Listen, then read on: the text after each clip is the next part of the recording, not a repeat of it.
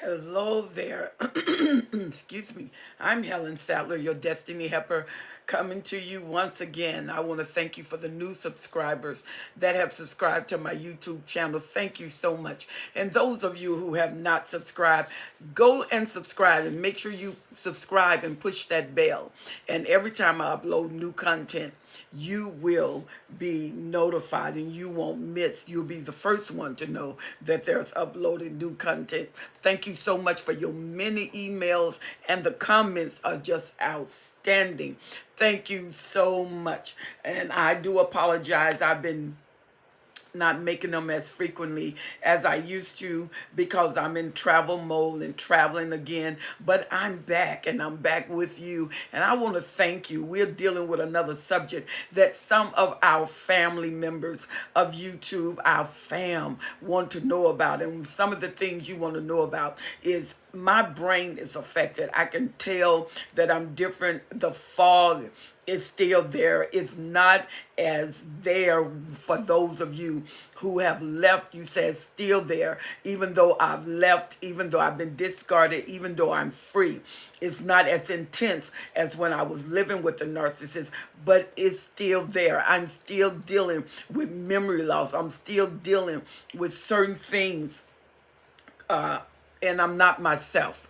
And many of you, one of the main things that many of you was complaining about is that you notice a pattern in your life since being in the narcissist relationship, and you're out of the narcissist relationship. You're noticing that it's hard for you to finish. It's hard for you to complete things. It's hard for you to get a project and stay with that project. You're easily distracted. You do wonderful things, but you do never complete them. You don't bring them to an end. There is a reason for that. And many of you have been so traumatized. You need healing. You need healing in your mind. You have been through an ordeal, a serious ordeal with the narcissist, and you just don't get over it. It takes time to administer recovery to your life, and we are dealing with your total life. And you got to remember, when the narcissist hit your soul, that was your mind, your will, your emotion, your desires, your passion, and it went into the depth of your conscience, where it even affect your conscience. You are highly sensitive now. You're less trusting now. You're more guarded now, and some of you are apprehensive when you go out, because the narcissist is known to stalk you. So you go out and you're real apprehensive. You're on edge. Some of you are having panic attacks still because of the narcissist, and especially those of you who have children and you have to deal with the narcissist. If you have no children with the narcissist, go NC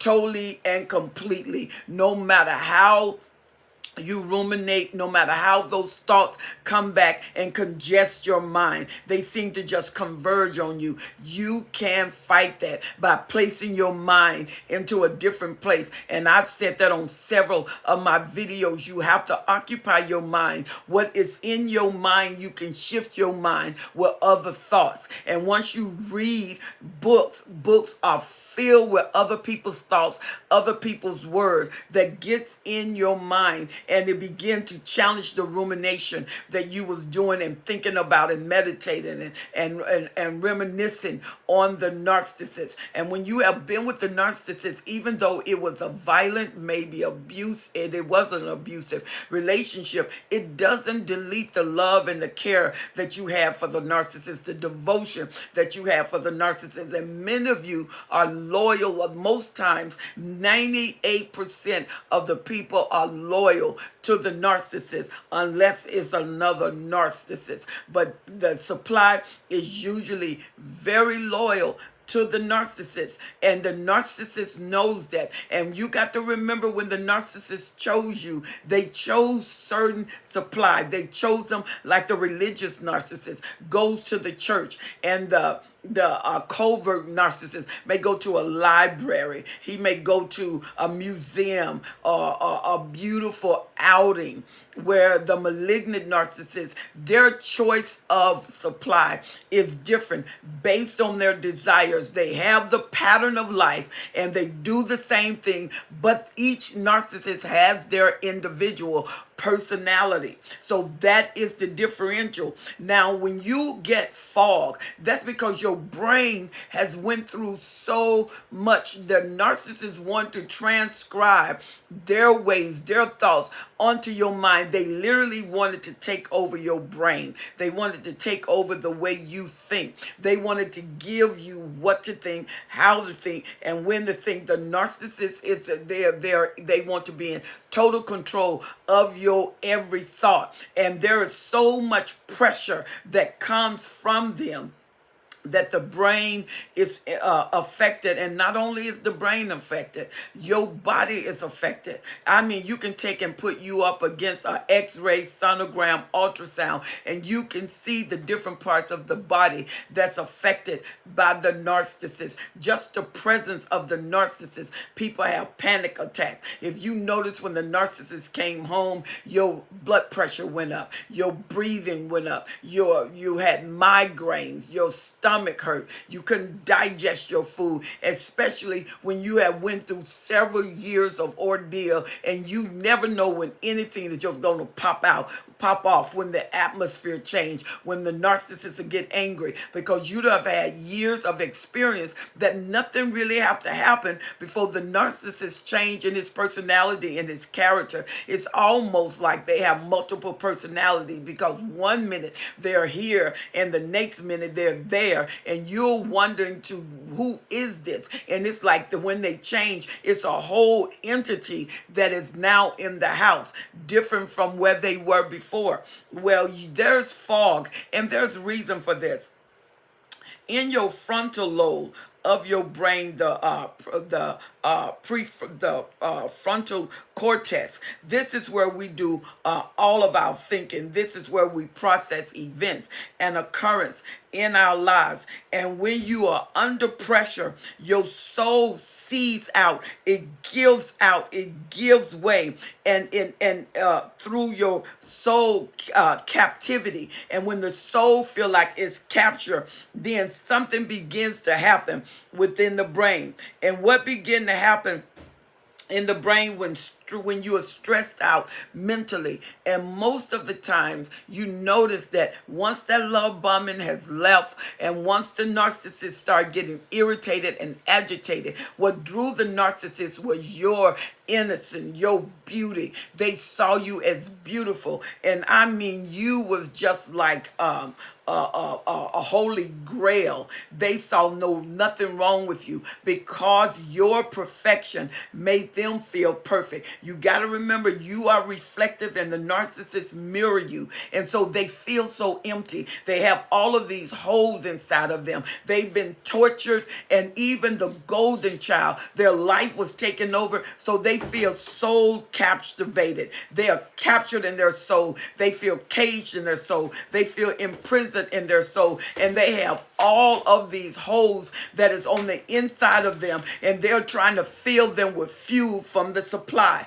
And so they pick the supply of what they're feeling. If they're feeling worthless, they pick a supply of value. If they feeling that they want to be loved, they look for an empath. And if they feel like they want to be successful, they'll go get a person that is successful. That's why the narcissists end up with these variables of supply, because all of these different motions have to be fed, and these different motions that they are experiencing, they feed through the supply. The supply is handled and drawn and attracted by the narcissist based on what the narcissist need. That's what they look for. These hunters are specific. These hunters are intentional. So when your soul stresses out, and you are so mentally stressed out, you engage another part of your brain. And the other part of your brain is called the limbic system. And it is your emotional system. And the limbic system, also known as the palomammallian cortex.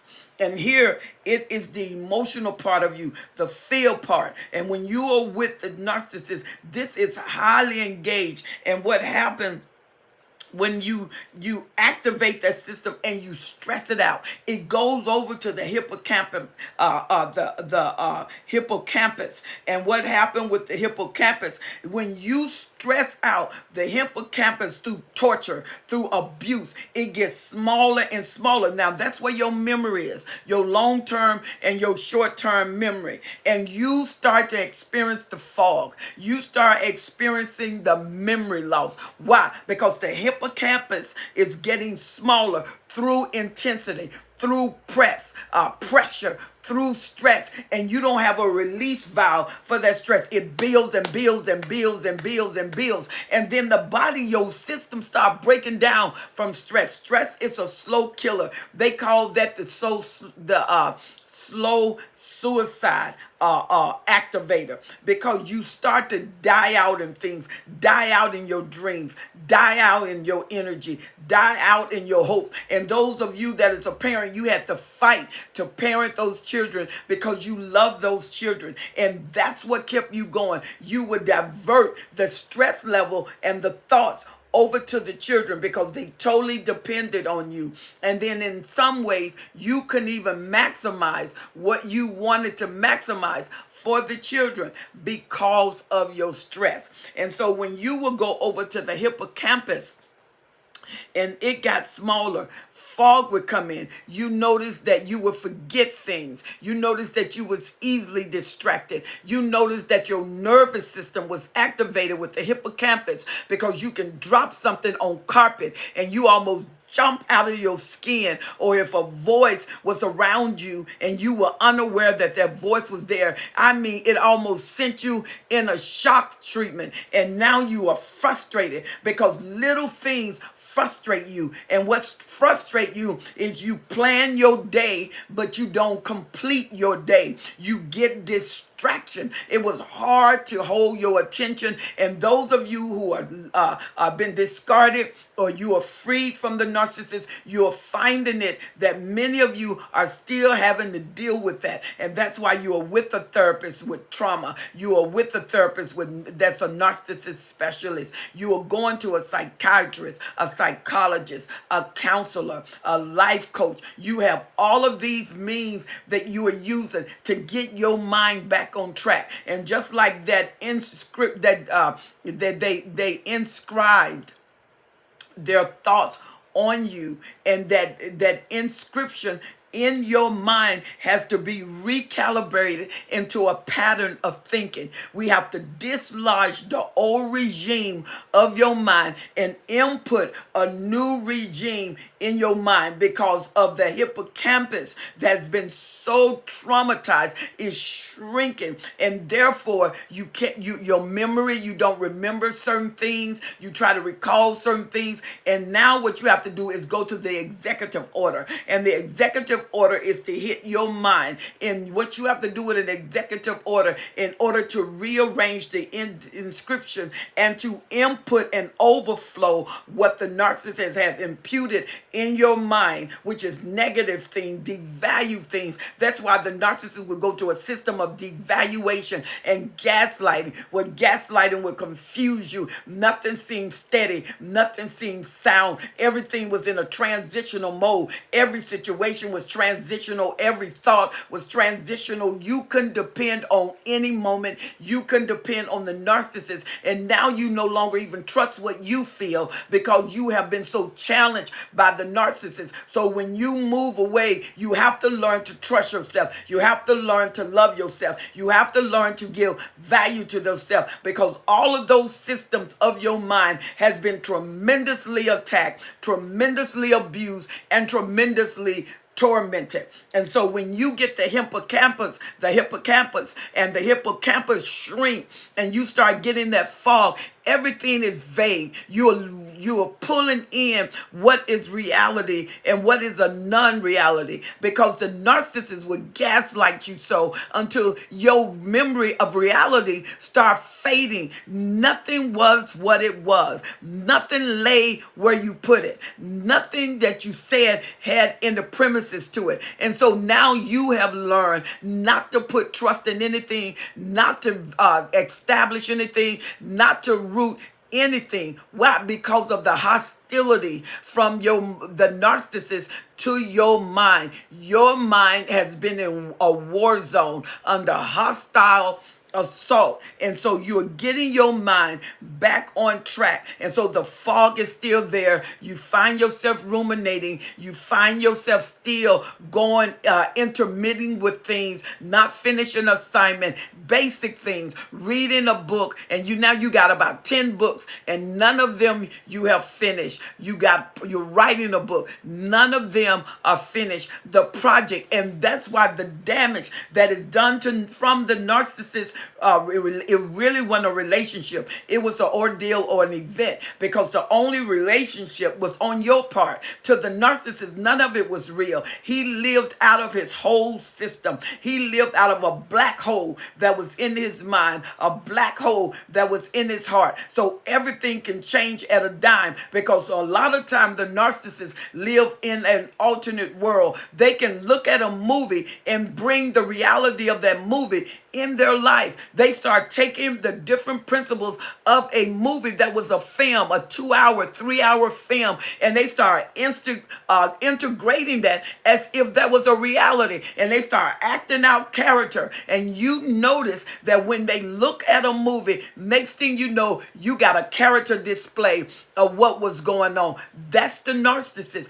That's their world, and their world is whatever they want. Their world is whatever they desire. It's like having a grown kid, being married to a grown child, living with a grown child. They have temper tantrums. Everything has to be their way. The moment is not. All hell break loose. Even if a child dispute them, disobey them, they have a temper tantrum. The narcissist is self-integrated into what they want, and what they want becomes the law. And it doesn't matter who they hurt. It doesn't matter who goes down. What matters is the narcissist get what they want. So as the hippocampus begin to shrink, your memory also begin to shrink. You find that you are losing things, you're misplacing things, and you have to make notes when you are going through that. Look, don't feel bad. This is a result of the damage that was done. And a lot of times you don't want to make a note, because you don't want the reality of what is existing with you. But recovery means something is wrong. It means something has been displaced. It means something is not synchronized. It's misaligned. And that is your mind, your brain. And if you put your brain on a sonogram, you can see the damage that was done. Hey, you could do this. You can get back up. You can do it again. The Bible said nothing is impossible with God. And those of you who are not Christian, you got a principle of meditation. You know to get alone and to get with your mind. That meditation will release the stress out. You get alone and you put that focal point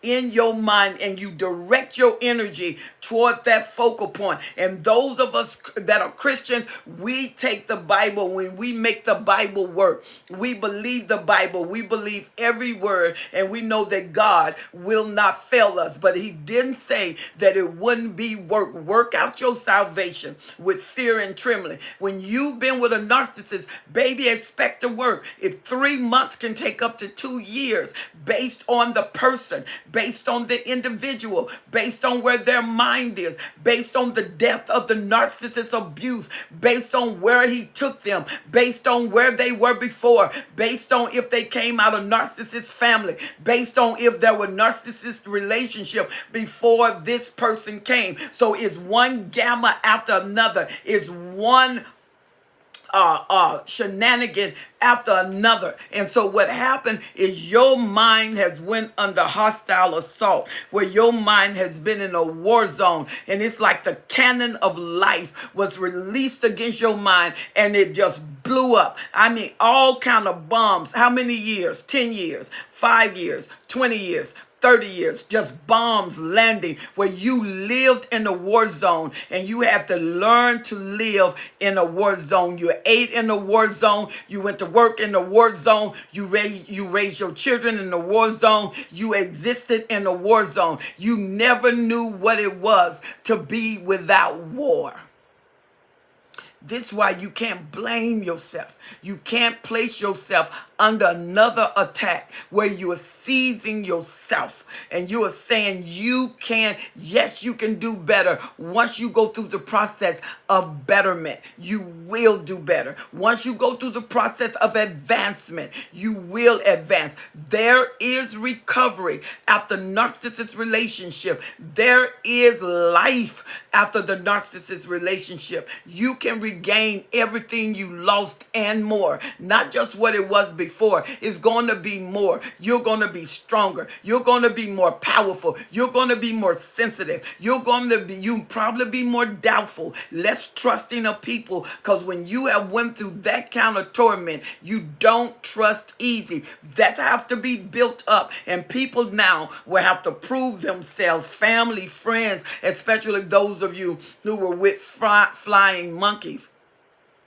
And it was assisted by their family taking the narcissist side. No matter what you do, they see the narcissist do wrong and they will not penalize them. Every time the narcissist did wrong, you were punished for the narcissist. And I mean, they were gangbangers on your mind, your will, and your emotions to make sure you stayed in that corner under the control of the narcissist, because the narcissist will engage their family, and it's a family feud against your mind, and the hostility never stop. It never stop. When one leave and go no contact and their mind is free from the family ordeal, then they start getting their freedom. But as long as they are under that family, the house, the environment, all of the rules of that house gangs up to torment and abuse.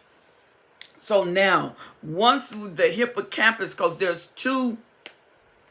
there are two items here, two arenas in the brain that incur damage during this stress overload.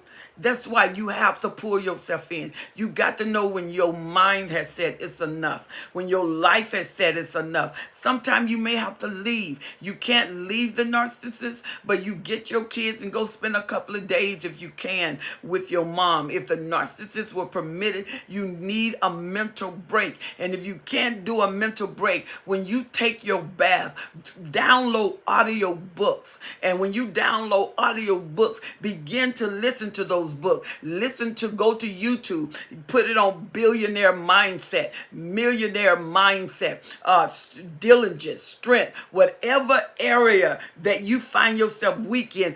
Put that tape on, go to YouTube, look it up, and listen to it over and over and over again until you inscribe a different kind of mindset. And these mindset of a billionaire mindset, diligence mindset, complete the mind of a finisher. And when you begin to download that in your mind, your character will coincide with your mind. And before you know it, you would train how to enter God's peace, which surpass all understanding. It'll get past the rim of the limbic system. And the limbic system, which is where your emotions is, you have to get past that. You won't dwell in that position, in that place where it stresses out and kick into the hippocampus. But the hippocampus is shrinking because you are stressed out. And another one area is the medulla. The medulla is an area, and it houses your fight, your flight sensors. One of the things that it houses, your alert system. And when things are alarming, and it can release the cortisol in your body. And the thing is, when you always on fight, you always there. I mean, no matter what, every day. You don't, your body as soon as you hear the narcissist, it goes to a state of unrest, because you never know what he's going to say. You never know what he's going to do. You never know what has happened. You never know what it's going to bring. So your mind is getting ready for an ordeal. The moment they walk in the door, boom, nothing happened today, but tomorrow, boom, there it is. He come in raging, she come in raging. Nothing has happened. You haven't talked to him all day, because usually when the narcissists get like this, they don't text unless they suspect something. When they suspect that you're getting tired or when you want to leave, then all of a sudden they're texting. They're texting just like it was when they were love bombing you, because they don't want to lose that fuel. They don't want to lose that supply. And so you always in flight or fight mode. You don't know whether to stay there or to leave. And especially if you got a malignant narcissist or a lower grade narcissist that fight. I mean, they are just reflective. They don't respond. They are always reactive. Every word can set them off in a minute. And you know, the lower narcissists don't stop until they draw blood. And once they draw blood, they seem like they just calm down. But look at what expense that they're going to come down. Come on here. And so you have to be careful with your area of stress. You have to watch what you say, because that can set them off. You have to watch what you do, that can set them off. You got to have dinner, and then once you have dinner, it's not what they want, that set them off. Then it's something you wear, the color's too loud, your hair is not made. It's any little thing. The kids are crying. You should be able to control those kids. I need a place to think. I need a place to be. So the whole house is set on edge. And you raise nervous children. They're nervous. Every little thing startles them. Every little thing. And that's why a lot of times they either fearful because of intimidation, or they go to the opposite end and they are just straight up fighters. But there's so much hatred because they don't understand why this is happening. Mommy, why is this happening? Daddy, why is this happening? What is going on? And their mind triggers for answers, and they are not getting any. So they have to stay in hiding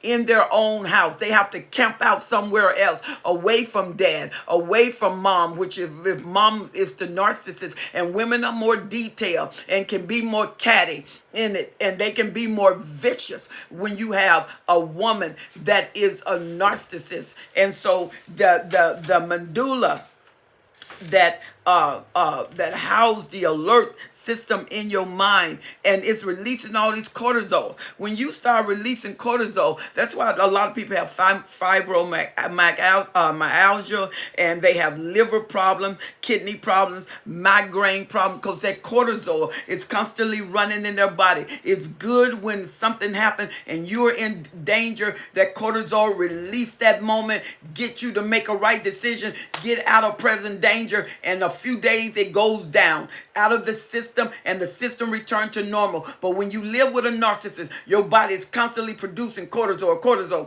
That's why a lot of times women are very round around their waist, and men, because it produces in your stomach, and it affects the whole body. It affects the whole body. When it stays there, it's not good for cortisol to stay in your body. So you were asking, can the narcissist affect the brain? Oh yeah, more than you know. Even when you're gone, you have to recover. See, it's the aftermath. When you're in a place and they drop the bomb, see, you may have problems before, but it wasn't to the intensity of a drop bomb. But now they drop the bomb. Everything around you is obliterated. Plus, you are suffering physically from a drop bomb. The narcissist is equivalent to a drop bomb. They're dropping these bombs of insinuation, of devaluation, of gaslighting, of word salad, just lies, cheating, stalking, leaving.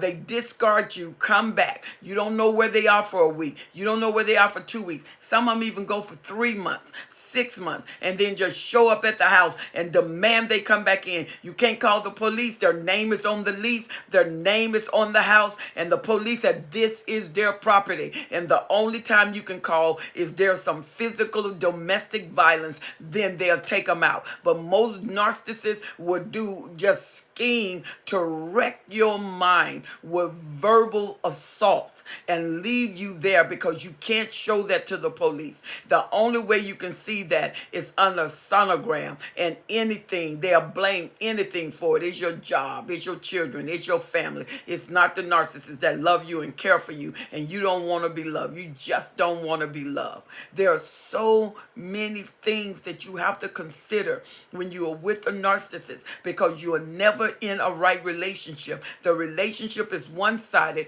The relationship is disillusional. It's not the real thing. The narcissist is never in their reality. No matter how wealthy they are, no matter how poor they are, no matter how intelligent they are, the cerebral narcissist, no matter how handsome they are, the somatic narcissist, it doesn't matter. When it's covert, a narcissist, they all have similar traits with different personalities, and each person, that different personality, will require that kind of supply. And most narcissists want a permanent supply, and they hate to lose the permanent supply because it's failure. Narcissists hate to fail. They hate for anything to be taken away from them. And when they can't keep a wife, when they can't keep a husband, it means failure unless they discard it. And if the narcissists feel that you're going to walk, they would get a strategy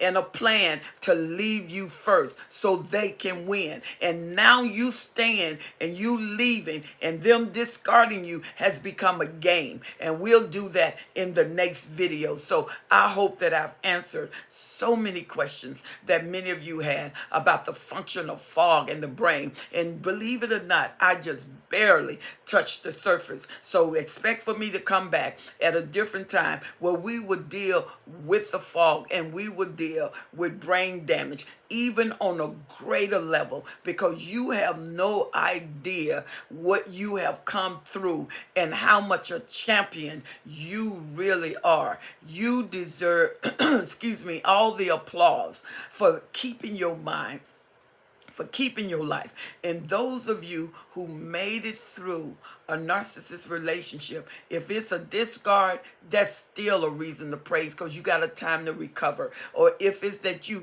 were free, you left on your own and you went to freedom, you still have a reason to be very grateful, because a lot of people did not make it out alive, and a lot of people did not make it out with their sanity. You did both, and I applaud you, because I know the work that it takes to do that. So stop being so hard on yourself. Yes, you still going through. Yes, you still think about the narcissist. And some of you are dreaming about the narcissist. You can feel their presence. You see a silhouette of them. You can feel them. And then because you love them, and you love them for 15 years, 10 years, just because you got discarded and just because you left, it doesn't mean the emotions did. It doesn't mean the experience did. And you got to remember, in your limbic system, where your emotions is, in the hippocampus, that's where your long-term and short-term memory, and you go back to ruminating. You remember the good times. And sometime when you leave and go NC, the NC will make you overthrow the terrible times, and you only see the good times. That's how the narcissist hoovers you back in. So be very smart and build your mind. It takes work to build anything, including your mind, especially your mind. And one thing you're going to need is a good therapist, psychologist, psychiatrist, counselor, life coach in time. Give yourself time to heal, and you will start completing all the wonderful tasks, all the wonderful goals that you so richly have imagined. You can do greater than you ever been. You can be more powerful than you ever been. You are God's queen and God's king.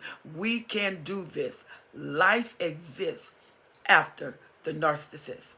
I hope that I've helped you with this video. Please subscribe to my video. Put that subscribe button and make sure you push the bell. Every time I upload content, you will be the first one that know. And those of you who are interested in partnering with me, you can write me at destinyhepper12s@gmail.com. Or if you want sessions, I am a life coach and I do sessions, so you can get sessions with me.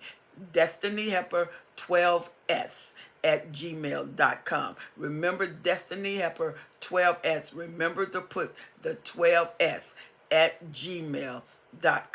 Write me. I've been answering many of your letters and answering many of you, and there's so many, and I answer them personally so I can give you the answers that you need. Please be patient as I go through these hundreds of emails. Thank you so much, and please put your comment at the bottom. Let me know, say, yes, this has helped me, and I received the help. And I want to thank you for everything. You all are so faithful. And remember, on Thursday night, which is tonight, we're coming on right after Bible study. I'm coming on live, and I hope to see you there. And remember, you are much more powerful than you believe, and you are able to overcome anything with God's help. God bless you.